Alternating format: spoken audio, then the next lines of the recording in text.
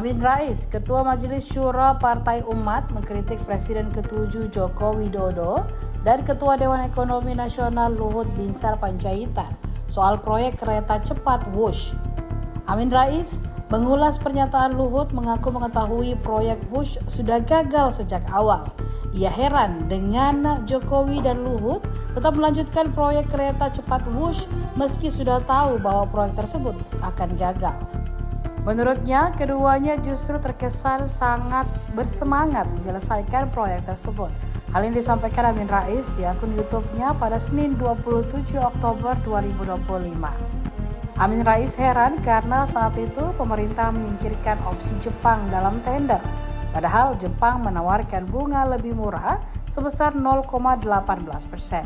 Sementara China mematok bunga 2%, di mana 20 kali lipat lebih tinggi. Luhut sebelumnya menyampaikan pemerintah China sempat merestrukturisasi pembiayaan proyek kereta cepat Wush. Rencana baru ini memperluas jangka waktu pelunasan utang hingga 60 tahun guna meringankan tekanan keuangan proyek. Download Tribun X sekarang, menghadirkan lokal menjadi Indonesia.